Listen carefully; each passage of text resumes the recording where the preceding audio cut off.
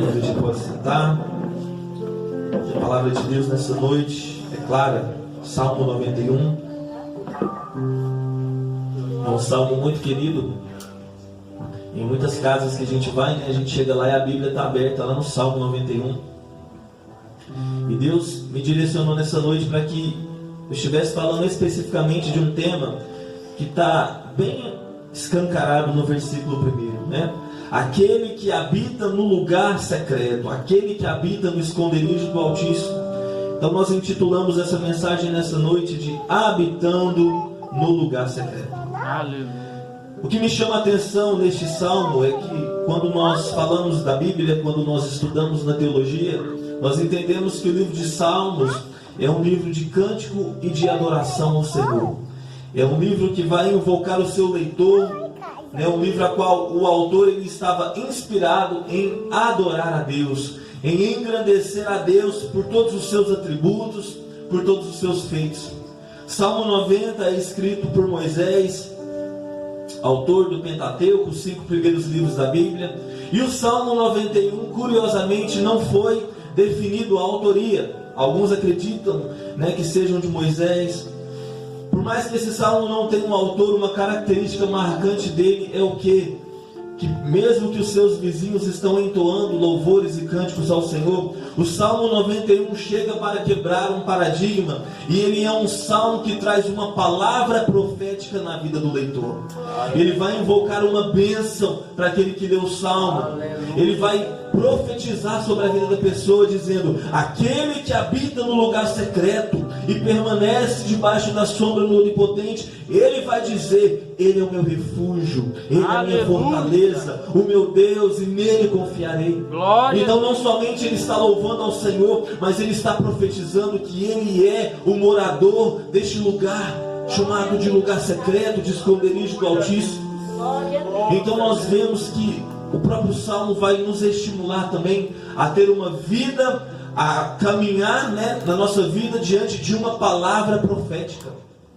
Nós estamos aí saindo de uma pandemia, e eu tenho certeza que esse Salmo acompanhou muitas pessoas ao longo das tribulações que nós ocorremos.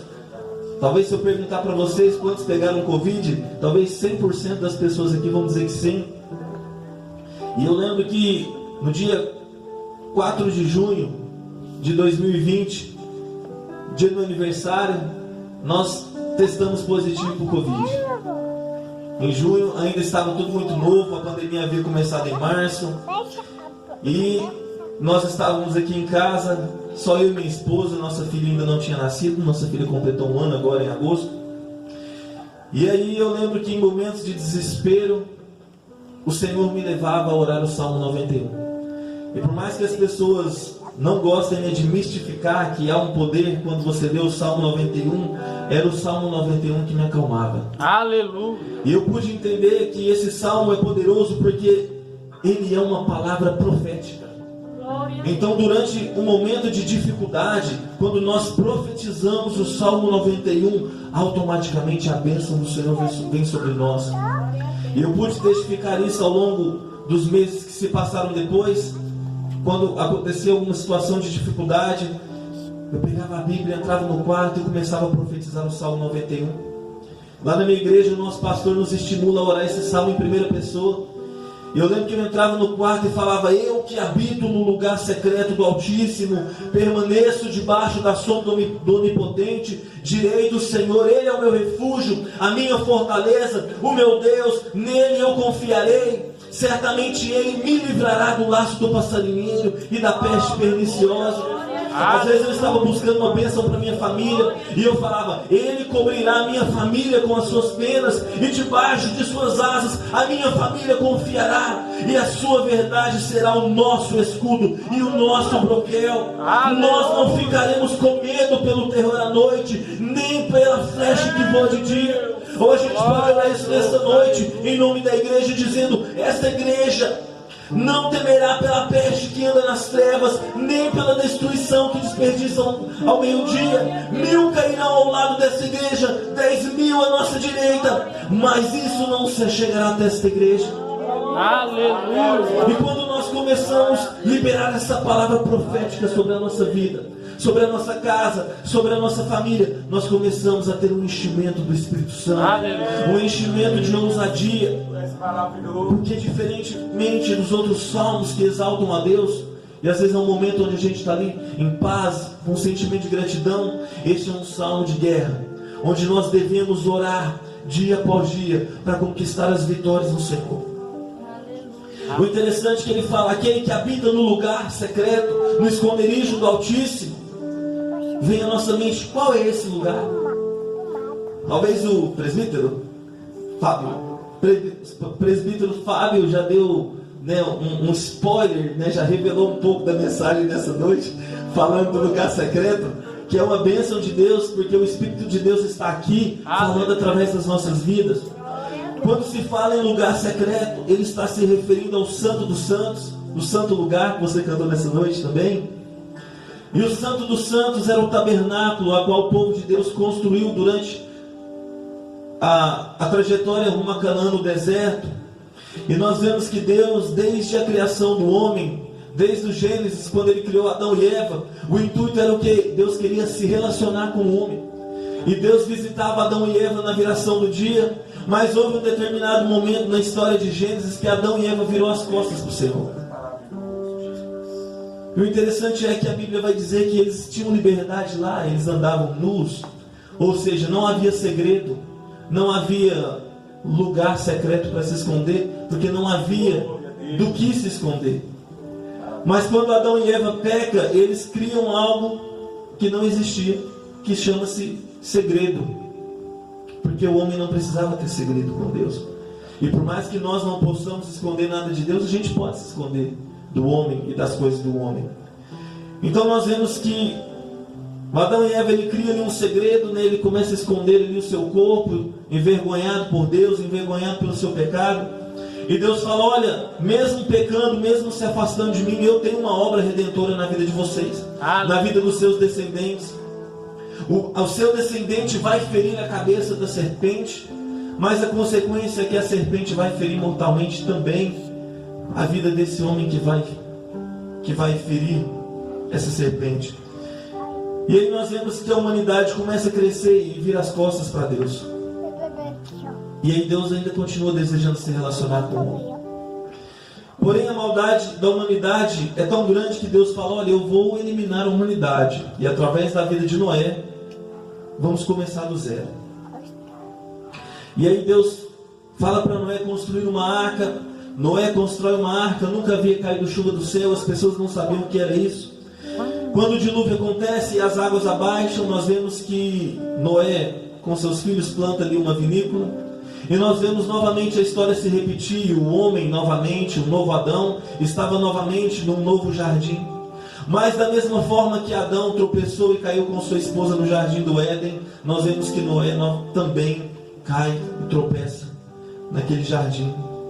E a maldade continua imperando sobre a humanidade. As pessoas não querem saber de Deus. E aí o homem, não satisfeito de envergonhar a Deus e de virar as costas para Deus, decide construir uma torre, né? Gênesis vai falar da Torre de Babel, né? As nações, elas querem se competir, quem tem mais fama. E aí eles decidem construir a Torre de Babel para alcançar os seus deuses. E nós vemos que o pecado que começou lá no Éden se repetiu ali com Noé, é amplificado. A vergonha do pecado é amplificado mediante uma construção, mas Deus não permite espalhar esse povo. E logo depois a Bíblia vai dizer que Deus escolhe um homem pagão, um homem que nem sabia quem era Deus e nem estava interessado em saber quem era Deus. Este homem é Abrão. E Deus fala: olha, Abrão, através de você eu quero abençoar todas as famílias da terra. Através de você eu quero trazer de volta aquele relacionamento que eu sempre almejei com o homem. Aleluia. E aí nós vemos a história de Abrão, onde tem o seu nome mudado. E nós vemos a constituição de uma família chamada Israel, a qual viria o Messias, a qual viria aquele guerreiro misterioso que venceria a morte, venceria a serpente e traria de volta esse relacionamento que nós tanto almejamos com Deus e que Deus tanto almeja com o homem desde a sua constituição. Então nós vemos a história da formação dessa família, do povo de Deus, através da vida de Abraão, Isaac, Jacó. E ali Jacó tem os seus 12 filhos, e ali surge as 12 tribos de Israel, depois deles serem subjugados lá no Egito. E nós vemos que Deus liberta esse povo do Egito através da vida de Moisés. E na trajetória até Canaã, nós vemos Deus falar: olha, eu quero habitar no meio desse povo. No meio desse povo que eu prometi para Abraão, que eu constituiria como família, que abençoaria todas as famílias da terra. Nós vemos que Deus fala: olha, construam um templo, porque eu quero a minha real presença no meio do povo. Aleluia. E aí Moisés, com a ajuda do seu irmão Arão, constrói esse templo móvel chamado tabernáculo.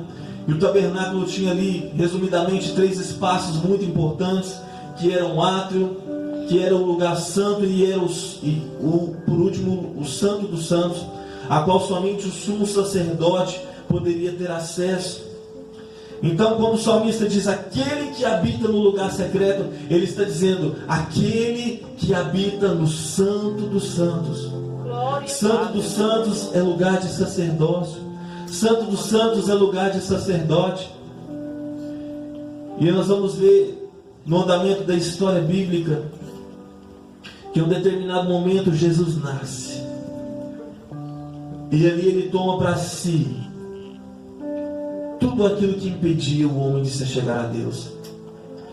E ele se transforma não somente no cordeiro que se sacrificou em prol do meu e do seu pecado, para nos reconciliar em Deus, mas nós vemos que ele se torna também o sumo sacerdote mais perfeito, que não havia pecado.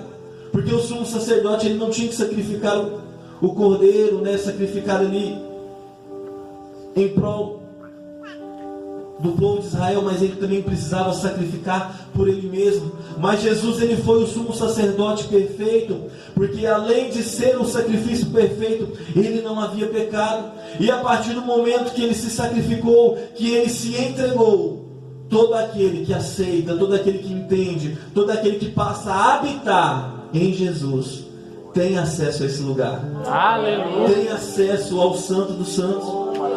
Então o salmista profeticamente já estava dizendo o que aconteceria no futuro. Aquele que habita no lugar secreto, aquele que vestiu o sacrifício de Jesus, aquele que entendeu o sacrifício de Jesus, ele também pode entrar no Santo dos Santos. Mas não somente visitar esse lugar, agora ele pode habitar, ele pode morar. Agora aquilo que Deus queria fazer com a humanidade verdadeiramente vai poder acontecer, porque Jesus rasgou o véu, trilhou o caminho, a qual eu e você nessa noite podemos entrar e habitar e nos relacionar face a face com o Senhor. Aleluia! Glória a Deus, aleluia. O termo refere-se ao lugar secreto, ao esconderijo do Altíssimo. O secreto que não existia no Éden. O Santo dos Santos hoje em dia é o secreto. E o interessante é, você pode me perguntar nessa noite: Elcio, então como que eu faço? Me dá aí a localização, onde que eu encontro, onde que eu preciso ir para estar no lugar secreto. E nós vamos entender nessa noite que para nós habitarmos no lugar secreto, para nós habitarmos no esconderijo do Altíssimo, simplesmente nós precisamos nos esconder, sair de cena, não sermos vistos. Ninguém precisa saber onde você está, desde que o intuito de estar lá seja orar e buscar a presença de Deus. Aleluia. Uma vida no lugar secreto vai nos permitir vencer qualquer problema. E eu pergunto: você tem gastado tempo se perdendo das coisas do mundo, saindo um pouco do celular, das redes sociais, para estar nesse lugar? Você tem saído um pouco da comunhão com seus amigos, com a sua família, com os seus filhos, renunciando um tempo com a sua família para estar com Deus, habitando neste lugar? Nós vamos entender nessa noite que estar no lugar secreto, primeiro, fará com que nós saiamos de cena. Se você quiser acompanhar comigo lá em Lucas capítulo 5, Mateus, Marcos, Lucas, Novo Testamento. Versículo 15 e 16 vai falar um pouco sobre o que é sair de cena. Lucas 5, capítulo 5, versículo 15. Espero que você encontre. Aleluia. Diz o seguinte: a sua fama, porém, se propagava ainda mais, e grandes multidões se ajuntavam para ouvi-lo e para serem por ele curadas de suas enfermidades. 16. E ele retirava-se para os desertos e orava. Nós vemos que Jesus foi perfeito em tudo que ele fez. Aquele que habita no lugar secreto, Jesus habitava no lugar secreto. Neste caso, a Bíblia está revelando aqui que o lugar secreto de Jesus era no deserto. O deserto é o lugar onde não tem ninguém. E o seu lugar secreto onde é? No seu quarto, como o presbítero falou. O lugar secreto é onde? É nas reuniões de oração da sua igreja. O lugar secreto é no monte. Onde é o seu lugar secreto? O importante é que não tem lugar específico, mas todo lugar a qual nós nos escondemos do mundo, a qual nós tiramos um tempo exclusivo para estar diante de Deus, é o lugar secreto. Aleluia. E quando nós estamos nesse lugar, nós vamos sair de cena. Estar aqui nessa noite, louvando e adorando o nome do Senhor, não é estar no lugar secreto. Estar aqui nessa noite é estar revelando aquilo que eu tenho construído no meu secreto. Glória a Deus, aleluia. Olha que interessante, Jesus ia para o deserto e orava. Jesus saía à noite para determinado lugar e orava. E quanto mais ele orava e saía para pregar, mais a fama de Jesus era propagada naquela região. Região de Jerusalém, região de Samaria, na Galileia. Ou seja, se você quer ter sucesso em qualquer área da sua vida, saia de cena e vá orar. Aleluia. Às vezes você não vai precisar buscar muitas agendas para que Deus te coloque no lugar que Ele quer te colocar. No lugar secreto, Deus vai abrir as portas para a sua vida.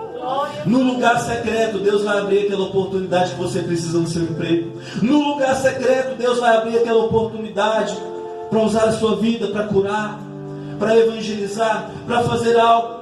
Então a igreja de hoje em dia precisa entender que nós precisamos fugir aí de estratégias de marketing.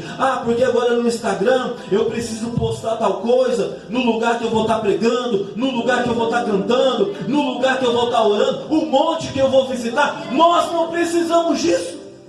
As pessoas não precisam saber o tanto que você tem orado, o tanto de culto que você tem ido para cantar, para pregar. É Jesus que precisa saber o quanto você tem buscado Ele no lugar secreto. E quando você voltar de cena, sair daquele lugar, pegar o microfone, estender a sua mão para orar, pregar, fazer qualquer coisa, trabalhar, a glória de Deus se manifestará. E as multidões enxergarão o lugar que você tem habitado. Aleluia. Versículo 15: a sua fama, porém, se propagava.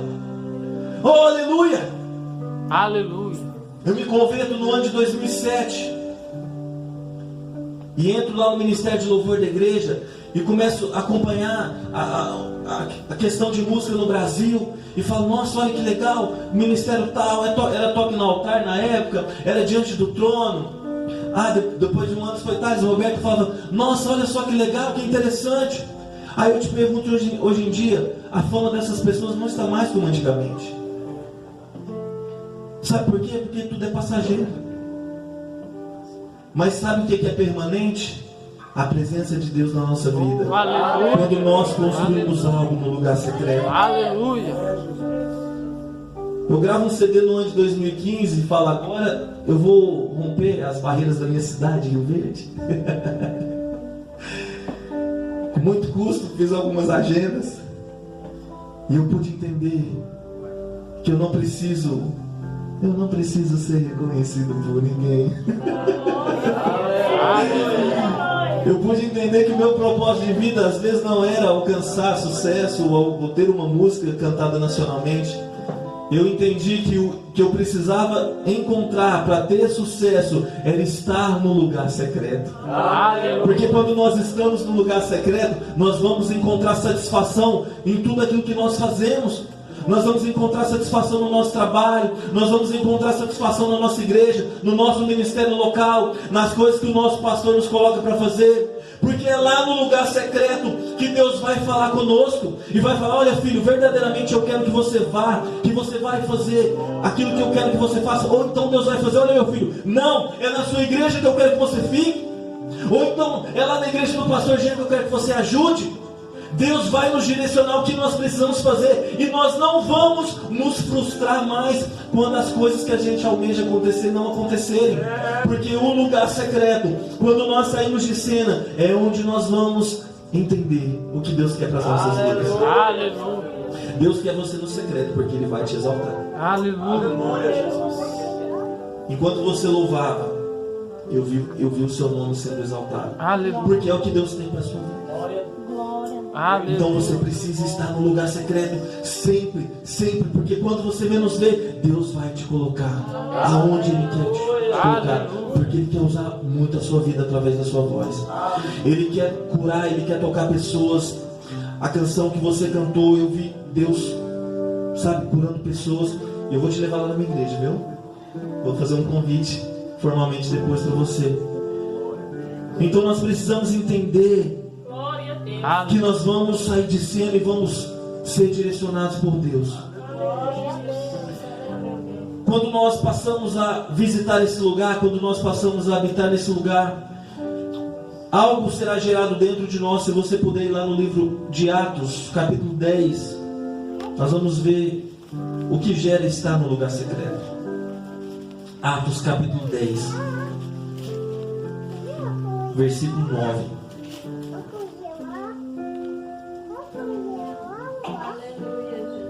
Nós vamos ter um exemplo de uma pessoa que habitava no lugar secreto.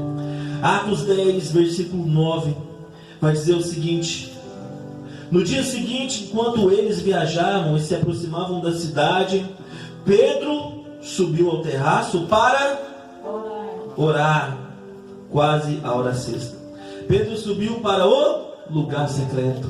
Pedro subiu para o esconderijo do Altíssimo para orar. Aleluia. Vamos entender o contexto. Pedro estava em Cesareia. Por que Pedro estava em Cesareia? Jesus havia sido crucificado, andou com os discípulos e falou: olha, não saiam de Jerusalém enquanto eu não enviar a promessa. E eles não entenderam o que era essa promessa, mas eles permaneceram em Jerusalém. Muitas vezes Deus vai falar algo para nós e nós não vamos entender, mas nós precisamos obedecer. E depois Deus vai revelar para nós o que é. E aí a gente vê durante a festa de Pentecostes, onde Jerusalém estava repleta, né, de pessoas estrangeiras. E ali Deus decide enviar o que? A promessa. Qual era essa promessa? O Espírito Santo. E ali Ele capacita os discípulos, capacita os apóstolos, enche eles com o Espírito Santo. Há a manifestação das línguas maternas, a qual as pessoas entendiam, né, a sua língua de origem. E ali Pedro se levanta e faz uma pregação maravilhosa, e 3.000 pessoas se convertem, são batizadas, e então a igreja é inaugurada. E a fama a qual as pessoas não esperavam estava acontecendo agora. O cristianismo de Jesus estava crescendo. Mas enquanto o cristianismo crescia, a inveja crescia nas sinagogas. Cresciam entre o judaísmo, entre os líderes judeus. E muitas vezes é assim, meus irmãos, quando nós estamos no lugar secreto, quando Deus começa a fazer através da nossa vida, as pessoas vão começar a se incomodar. Ah, mas parece clichê falar isso, mas é verdade. A igreja tinha que ser o último lugar de ter competição e ter inveja, mas infelizmente é a verdade. Quando o nosso ministério cresce, começa a incomodar. Sabe por que incomoda? Porque as pessoas não frequentam o mesmo lugar que a gente, não frequentam o lugar secreto. Aleluia. E ali o livro de Atos vai dizer em determinado momento que Estevão é apedrejado e morto. Isso causa muito temor, assusta a igreja. Acontece então a diáspora, né? As pessoas começam a fugir de Jerusalém com medo, mas elas estavam com o Espírito Santo, e Deus estava usando dessa situação para cumprir um propósito. Quando vem uma dificuldade na nossa vida, creia, Deus tem um propósito para você. Aleluia. Enquanto a igreja fugia de Jerusalém, eles iam evangelizando as pessoas das cidades em volta, Samaria, a região da Galileia. Então a igreja que agora estava consolidada em Jerusalém havia se espalhado pelo mundo. Mais para frente a gente vê que o apóstolo Paulo também é responsável para fazer a igreja crescer ainda mais. Então, lá em Jerusalém, os apóstolos ouviam notícias da igreja que estava nascendo nas demais cidades, e os apóstolos precisaram sair, né, para dar um auxílio para essas igrejas, para dar uma ajuda, para ver como que estava o crescimento da igreja. E aí nós chegamos aqui agora no capítulo 10 do livro de Atos, e nós vemos que Pedro estava em Cesareia. E esse capítulo vai dizer que havia um homem chamado Cornélio, e ele estava jejuando e orando. Ele era um centurião da corte romana, ou seja, ele não era uma pessoa que andava com judeus, ou com judeus convertidos, como Pedro. E aí Pedro está lá orando, e Deus tinha falado já com este homem, falado já com Cornélio. E aí Deus precisa falar com Pedro. Mas Deus só falou com Pedro porque Pedro estava no lugar secreto. Às vezes nós queremos que Deus fale com a gente, Deus vai usar de um culto abençoado como esse, vai falar, mas vai chegar aí durante a semana, você vai enfrentar uma situação, e você vai precisar de uma palavra de Deus, mas o culto é só na sexta, o culto é só no domingo. Mas aí você vai se lembrar, olha, eu tenho um lugar secreto para estar, eu tenho o meu quarto para entrar, para ajoelhar e para falar com Deus, e Deus falar comigo. E nós vemos que Pedro entra para orar, e o telefone de Pedro toca. Sabe por que o telefone de Pedro tocou? Porque uma pessoa estava orando, precisando de ajuda, e Deus encaminhou essa chamada para o telefone de Pedro. Muitas vezes Deus não usa os nossos irmãos, não usa muita gente da nossa igreja. Sabe por quê? Porque as pessoas estão negligenciando as orações. Às vezes o irmão está lá, olha, Senhor, eu preciso que o Senhor me abençoe, sabe? E aí a pessoa tem a bênção, algo que aquela pessoa precisa, mas ela não ora. Não tem como Deus falar para ela, olha, vai lá ajudar o seu irmão. Então nós vemos que estar nesse lugar vai gerar em nós o compromisso. Primeiro, estar nesse lugar vai fazer com que nós saiamos de cena. E segundo, vai criar em nós um compromisso. Nós vamos sentir necessidade de orar. Quantos pastores hoje têm tantas atividades para fazer, e eles se prendem às atividades e esquecem da oração? Pedro era um pastor que precisava viajar, mas mesmo durante a sua viagem ele estava lá orando. Aleluia. Me lembrei de uma situação que eu vivi com a minha esposa, quando eu conheci ela. E aí a gente estava num determinado lugar, e eu ouvi a voz dela, e fui lá ver o que estava acontecendo. Aí eu abri a porta assim, e estava lá minha esposa orando. Aí eu falei, é essa, Jesus. É essa que eu quero, Senhor.